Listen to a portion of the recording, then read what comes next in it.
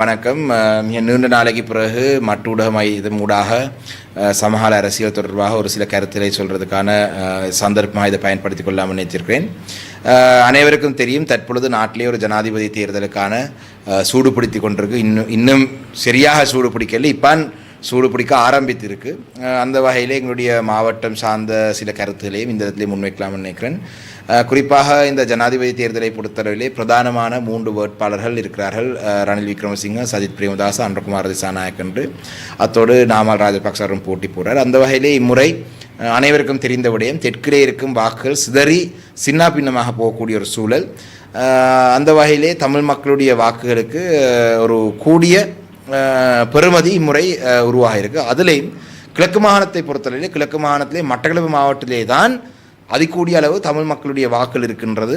ஏனைய 2 மாவட்டங்களை எடுத்தால் மூவின மக்களும் வாழும் மாவட்டங்கள். மட்டக்களப்பு மாவட்டத்தில் தான் அதிகளவான அந்த தமிழ் மக்களுடைய வாக்கள் இருக்குது. அப்போ கிழக்கு மாகாணத்தை பொறுத்தளவிலே தமிழ் மக்கள், மட்டக்களப்பு மாவட்டத்தை சேர்ந்த தமிழ் மக்கள் மிக பிரதானமாக இந்த தேர்தலிலே கவனமாக சிந்தித்து நாங்கள் வாக்களிக்கணும். அந்த வகையிலே இலங்கை தமிழரசு கட்சி ஆகிய நாங்கள் நேற்று முன்தினம் மட்டக்களப்பு மாவட்டத்தினுடைய மாவட்ட பிரதேச தொகுதி கிளை மற்றும் மகளிர் அணி, வாலிபர் அணி இந்த உறுப்பினர்களை அழைத்து நாங்கள் அவங்களுடைய கருத்துக்களை நாங்கள் உள்வாங்கியிருந்தோம். அந்த வகையிலே வருகை தந்தவருடைய பெருமளவானவருடைய கருத்துகள் நாங்கள் ஆராய வேணும்.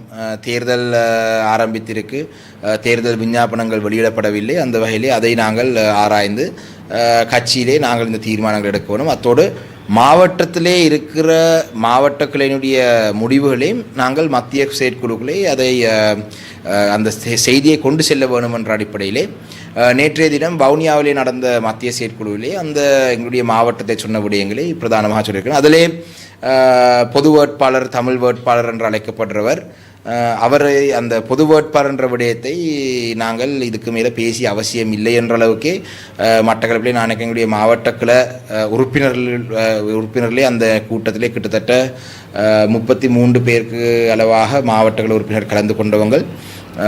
அந்த உறுப்பினர்களுடைய பெருமளவானவருடைய கருத்து, இந்த பொது வேட்பாளர்ன்றது பெரும்பான்மையானவர்களில் ஒருவரை தவிர ஏனைய அனைவரும் இந்த பொது வேட்பாளர் என்ற விடயம் இந்த மாவட்டத்துக்கும் இந்த மாகாணத்துக்கும் வடக்கு கிழக்கில் தமிழ் மக்களுக்கும் தேவையில்லாத ஒரு விடயம் என்றதை சொல்லப்பட்டது. அதை நாங்கள் மத்திய செயற்குழுவிலே நேற்று சொல்லியிருந்தோம். அதுக்கு அமைவாக மத்திய செயற்குழுவிலேயும் தீர்மானங்கள் நேற்று அறிவிக்கப்பட்டது. கட்சி இதுவரைக்கும் ஒரு தீர்மானம் எடுக்காத நிலையிலே கட்சியிலே இருக்கிற உறுப்பினர்கள் எந்த ஒரு வேட்பாளர், அது ரணில் விக்ரமசிங்கவாக இருக்கலாம், நாமலாக இருக்கலாம், சஜித்தாக இருக்கலாம், அன்றகுமாராக இருக்கலாம், ஏன் அரியநேந்திரனாக கூட இருக்கலாம், எந்த ஒரு வேட்பாளருக்கும் ஆதரவாக அந்த கூட்டங்களிலே கலந்து கொள்வது, தவித்து கொள்வது நல்லது. ஏனென்றால் நாங்கள் எந்த வேட்பாளருக்கு ஆதரவு என்று நாங்கள் கட்சி தீர்மானம் எடுக்க முதல் கட்சி உறுப்பினர்கள் மட்டக்களப்பு மாவட்டத்திலே விசேடமாக நான் நினைக்கிறேன், மட்டக்களப்பு மாவட்டத்தை சேர்ந்த ஒருவர் எங்களுடைய மாவட்டங்களினுடைய உபசெயலாளராக தான் அவர் இப்போயும் இருக்கிறாரா இல்லைன்னு சொல்ல தெரியாது என்றால் அவருக்கு விளக்கம் கோரப்பட்டிருக்கு. அவர் ஒரு வேட்பாளர் இருக்கிறபடினால சில நேரம் கட்சி அங்கத்தவருக்கு ஒரு சில குழப்பங்கள் வரலாம். மாவட்டங்களை, பிரதேசங்களை, தொகுதிகளை மக்களுக்கு தெரிஞ்சாலும் கட்சி அங்கத்தவர்களுக்கு சில குழப்ப நிலைகள் வரலாம். இவர் கட்சியை சேர்ந்தவர் இந்த நிலப்பாட்டில் இருக்கும்படினால் கட்சி இதுக்கு ஆதரவு, கட்சி இந்த பொது வேட்பாளர் விடயத்துக்கு ஆதரவுன்றதை இதுவரைக்கும் தெரிவிக்கவில்லை. அதிலே கட்சியிலே இருக்கிற அங்கத்தவர் மிக தெளிவாக அதை உணர வேண்டும்.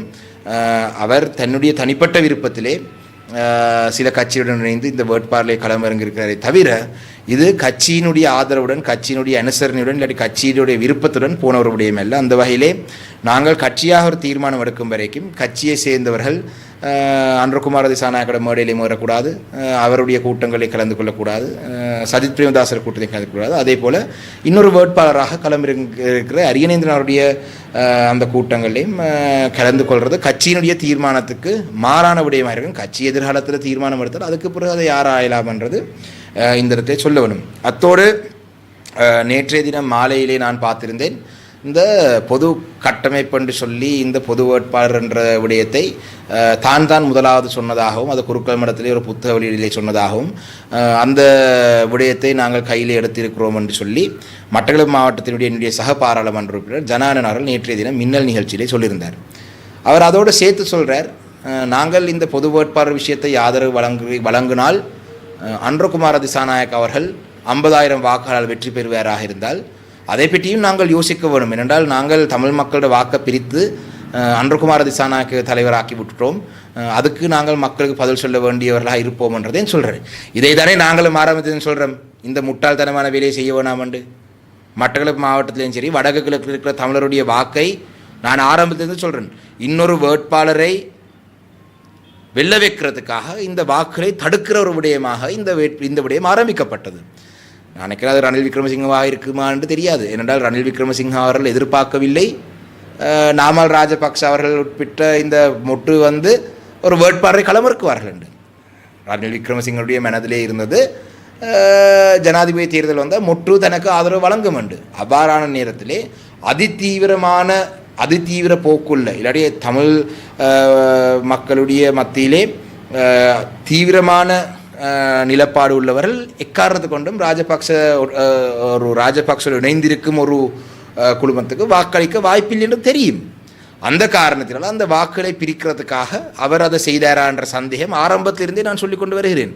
அப்போ இன்று நிலைமை மாறிவிட்டது. இன்று மொட்டு தனி ஒரு வேட்பாளர் போடும் பட்சத்திலே அந்த அதிதீவிரமானவர்களும் சில நேரம் ரணில் விக்ரமசிங்கக்கு வாக்களிக்க வாய்ப்பு இருக்கின்ற இவர்கள் ஒரு விடயத்தை தாங்கள் அறியாமலே கூடுதலான தூரம் கொண்டு போய் விட்டார்கள்.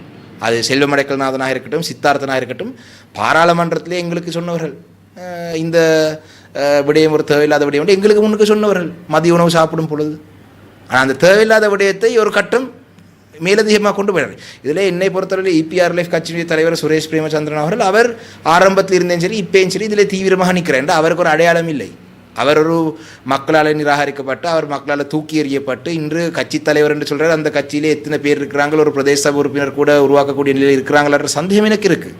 அப்போ அவரை போலவர்களுக்கு இது ஒரு அடையாளம். அதே போல் தங்களை கட்சி தலைவர் என்று அழைத்து கொண்டு ஒரு பெயர் பலகையை வைத்து கொண்டு திரிகிறவர்களுக்கும் ஒரு அடையாளம் இல்லாத நிலை. அப்போ இது ஒட்டுமொத்த தமிழினத்தினுடைய எதிர்காலத்தை அடகு வைத்து தாங்கள் ஒரு அடையாளத்தை உருவாக்குற ஒரு செயல்பாடு. அதிலே இன்று கோவிந்தன் கருணாகரன் ஜனா அவர்கள் சொல்கிறார், சில நேரத்திலே எங்கட வாக்கு பிரிக்கிறதால அன்றகுமார் வந்தால் என்றால் இப்போ என்ன சொல்ல வரார்கள், சில நேரத்திலே இந்த பொது வேட்பாளர் விஷயத்திலே அவங்க பின்வாங்கக்கூடிய ஒரு சூழல் தெரிகிறது. ஏனென்று சொன்னால் ஆரம்பித்தது வேறு நோக்கம், ஆரம்பித்த நோக்கம் இனி தேவைப்படாது. அப்போ நாங்கள் என்ன செய்ய வேணும், எங்களுக்கு இந்த ஆரம்பித்தவர்களுக்கான அந்த ஆதரவை நாங்கள் வழங்க வேணும் என்று கூட இருக்கலாம். அந்த வகையிலே இதிலே போய் இந்த பொறிக்குள்ளே தலையை கொடுத்தவர் அவரும் யோசிக்க வேணும். ஆனால் அவர்களுக்கெல்லாம் இதை யோசிக்க வேண்டிய அவசியம் இல்லை. என்றால் இனி அவங்க தேர்தலில் ஈடுபட்டு மக்களால் தூக்கி எறியப்பட்டு அரசியலிலே ஒதுக்கப்பட்ட நிலையில் இருக்கிறவர்கள் இதற்கு பின்னால் செல்வது என்றால் இனி இதுக்கு மேலே என்ன நமக்கு நடக்க போகுது. ஆனால் அப்படி இல்லை, நாங்கள் இளைஞர்கள் எங்களுக்கு பதில், நாங்கள் இனி எதிர்வரும் சமுதாயத்துக்கு பொறுப்பு சொல்கிறவர்களாக நாங்கள் இருக்கிறோம். நீங்கள் உங்களோட காலத்தை கடத்து விட்டு போயிடுவீங்கள். எதிர்வரும் சமுதாயத்துக்கு நாங்கள் தான் பதில் சொல்ல வேண்டியதாக வரும். ஏனையா இவ்வாறான ஒரு முட்டாள்தனமான தீர்மானத்தை 2024ஆம் ஆண்டு எடுத்த பொழுது ஏன் நீங்கள் மௌனமாக இருந்தீர்கள் என்று ஒரு கேள்வி நமக்கு தான் வரும். அந்த வகையில் இதை நாங்கள் பதிவு செய்து வைக்க வேணும்.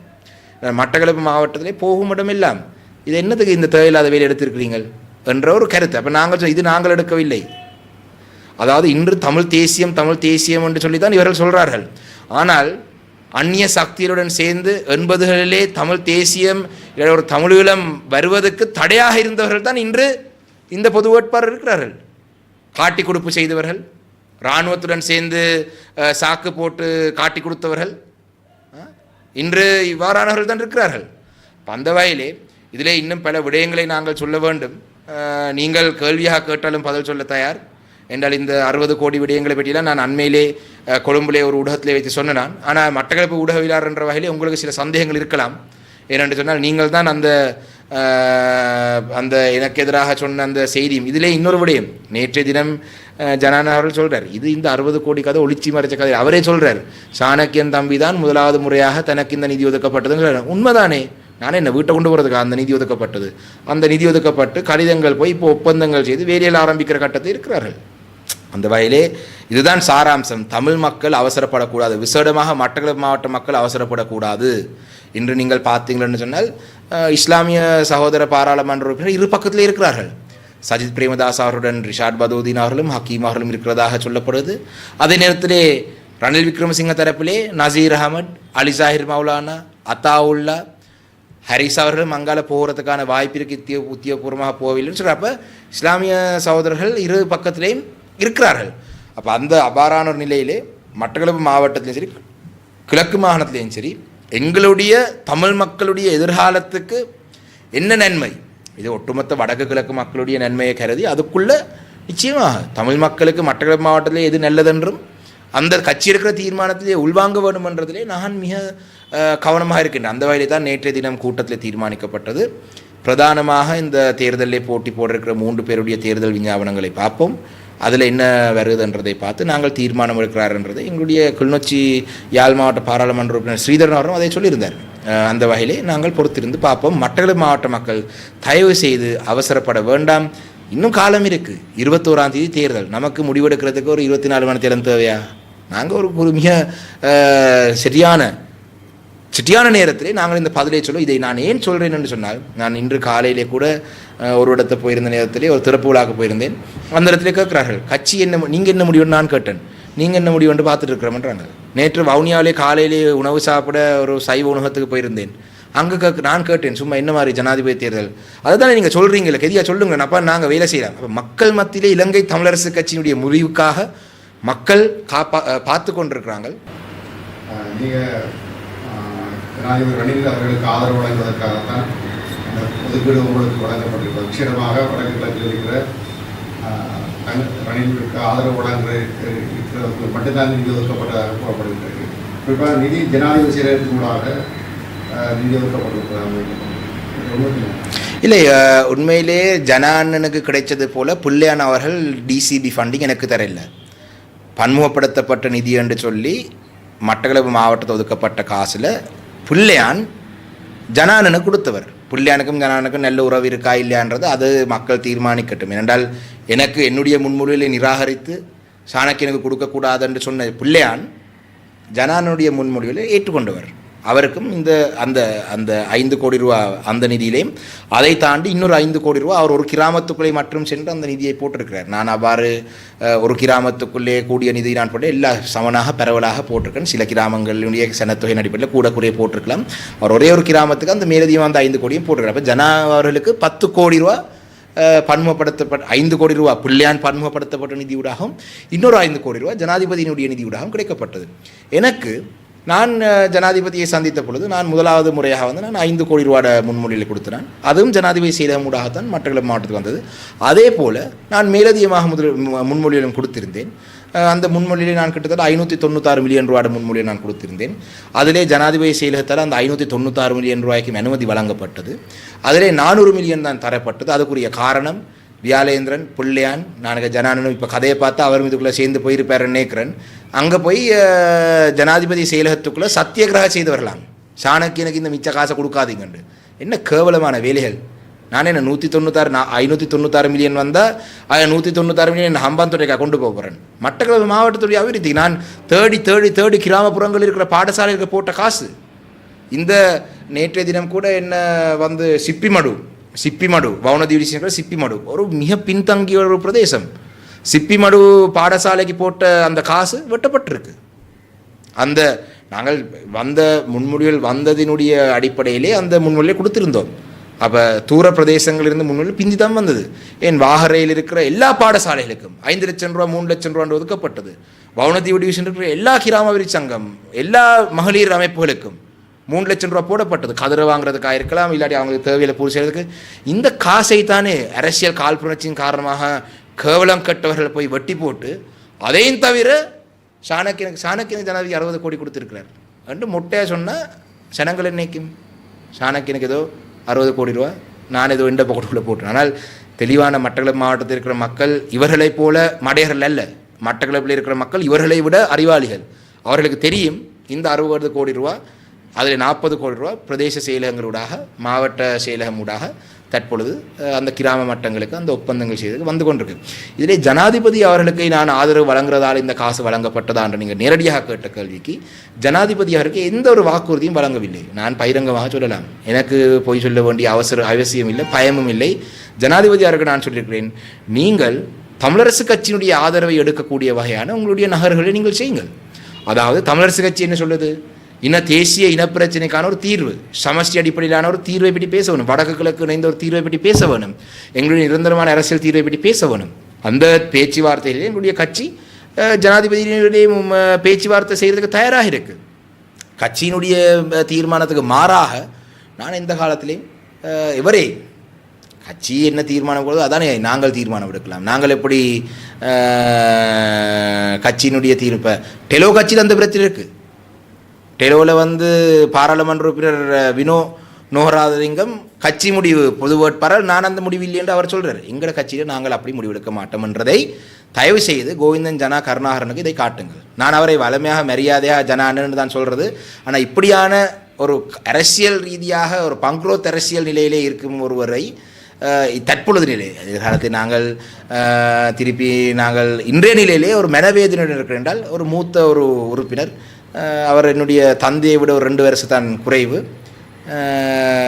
தம்பி சாணக்கியன் என்று சொல்கிறார். ஆனால் ஊடகங்களுக்கு முன்பாக என்னை பற்றி பிழையான ஒரு வகையாக இதை காட்டுவது ஒரு கவலையான ஒரு விடயம். அந்த வகையிலே மிக கீழ்த்தனமான வேலையில் ஈடுபட வேண்டாம் என்றதை தான் சொல்கிறேன்.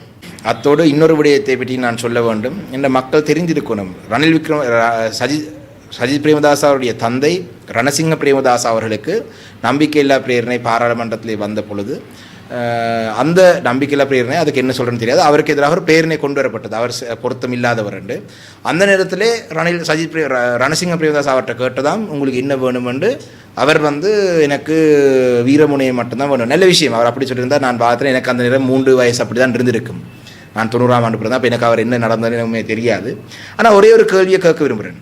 என்னுடைய பார்ட்னர் அவர் சீமு ராசமாணிக்கம் ஐயா, அவர் பல அசிஸ்டன்ட் ஃபுட் கண்ட்ரோலர், அவர் அடிஷ்னல் கவர்மெண்ட் ஏஜென்ட், இப்படி அரச துறையில் பல பதவியில் இருந்தார். அதனைத் தொடர்ந்து அவர் அரசியலுக்கு வந்தார். அரசியலில் அவர் தோல்வியடைந்த காலத்திலையும் அவர் மீண்டும் அரச சேவைக்கு போய் ஒரு கடமையாக அவருடைய அரசு ஊழியரில் ஈடுபட்டார். அவருக்கு அவருடைய குடும்பத்தினர் வயல் நிலங்களை கொண்ட குடும்பம். அதே போல் என்னுடைய பாட்டி, என்னுடைய அப்பம்மா அவரும் பெருமளவு சொத்துக்களை கொண்ட எல்லா களுவாஞ்சுடி பக்கம் இருக்கிற எல்லாருக்கும் தெரியும். என்னுடைய தந்தை ஒரு வைத்திய ஒரு மருத்துவர், ஒரு டாக்டர், ஒரு மெடிக்கல் டாக்டர். அப்போ நான் வீடு கட்டியிருக்கேனா, நான் வளவு வாங்கியிருக்கேனா, நான் வாகனம் ஓடுனா, இது எல்லாத்துக்கும் கணக்கு காட்டலாம். ஜனானனுக்கு இந்த சொத்துக்கள் எல்லாம் வாங்குறதுக்கு எங்கிருந்து காசு வந்தது என்றதை மக்கள் சிந்திக்க வேணும். ஏனென்றால் களுவாஞ்சுடி செட்டிப்பாளையத்தை தெரிந்தவருக்கு தெரியும், அவங்களுடைய குடும்ப பின்னணி தெரியும். அப்போ அவருக்கு இன்று மட்டக்களப்பில் இவ்வளோ ஆடம்பரமான வீடு கட்டுறதுக்கு அவருடைய குடும்பத்துக்கு அங்கே லண்டனுக்கு 94ஆம் ஆண்டிலே அவர் ஆயுதத்தை நான் தூக்கி விட்டு போட்டு அரசியல் ஆயுதத்தை எடுத்து புத்தக பையை எறிஞ்சி போட்டு நான் அரசியலுக்கு வந்தவர் என்று சொல்கிறார் என்று சொன்னால் அவர் தொடர்ந்து போராட்டத்திலோ இருந்திருக்கணும். 89ஆம் ஆண்டுக்கு பிறகு அவங்க 89ஆம் ஆண்டு காலப்பகுதியை செய்தெல்லாம் எல்லாரும் தெரியும் தானே, செய்து போட்டு லண்டனில் தப்பி போனவர் அவர். அப்போ இந்த சொத்துக்கள் எல்லாம் வாங்குறதுக்கு எங்கிருந்து காசு வந்ததுன்றதை மக்கள் கேட்க வேணும். லண்டனில் இருக்கிறார்கள் எங்களுக்கும் தெரியும், லண்டனில் 89ஆம் ஆண்டு போனாக்களுக்கு தெரியும். இந்தளவு சொத்துகள் சேகரிக்கலாமா லண்டனில் உழைத்தண்டு எல்லாருக்கும் ஒரு சந்தேகம், கேள்வி இருக்குது. இதை மக்கள் கேட்க வேணும். ஏனென்றால் ஏதோ நான் 60 கோடி எடுத்தது போல சொல்லி இதெல்லாம் நாங்கள் கயக்கக்கூடாதுன்றது, நாங்கள் 60 கோடி நான் எடுத்தேன்னு சொல்லி பொய்யான செய்திகளை சொன்னால் நாங்களும் மக்களுக்கு தெளிவான விளக்கங்கள் கொடுக்க வேணும். இங்கே இந்த காணி வாங்குறது எங்கிருந்து காசு வந்தது, இதெல்லாம் மக்கள் கேட்க வேணும். அவரோட குடும்ப பின்னணியை பார்த்தா எல்லாருக்கும் தெரியும். அப்படி நான் இன்றைக்கு என்ற களுவாஞ்சுடி இருக்கிற வீடு கிட்டத்தட்ட 100 வருடங்களுக்கு மேலாக ராசமாணிக்கம் ஐயாருடைய மனைவியுடைய குடும்பத்தினர் இருந்த வீட்டிலே தான் வளவிலே தான் நான் வீடு கட்டியிருக்கிறேன். கடற்கரையிலே ஒரு வளவு இருக்கட்டும், அது ராசமாணிக்கம் ஐயாவுடைய வளவு. கண்டியிலே எனக்கு ஒரு வீடு இருக்குன்னு சொன்னால் அதனுடைய அப்பாவுடைய சொந்த உழைப்பிலே வாங்கின வீடு. கொழும்புலே எனக்கு ஒரு வீடு இருக்குன்னு சொன்னால் எல்லாருக்கும் தெரியும். களுவாஞ்சுடியிலே அந்த விக்ஸ் மரம் இருக்கிற அந்த காணியை விற்று எங்கட அப்பமா 98ஆம் ஆண்டு வாங்கின வீடுலாம் கொழும்புல இருக்குது. அதை நான் காட்டுறேன். சரி, நீங்கள் எங்கிருந்து காட்டுங்க பார்ப்போம். முடிந்தாலும் இதுக்கு பதில் சொல்லுங்கள். நன்றி.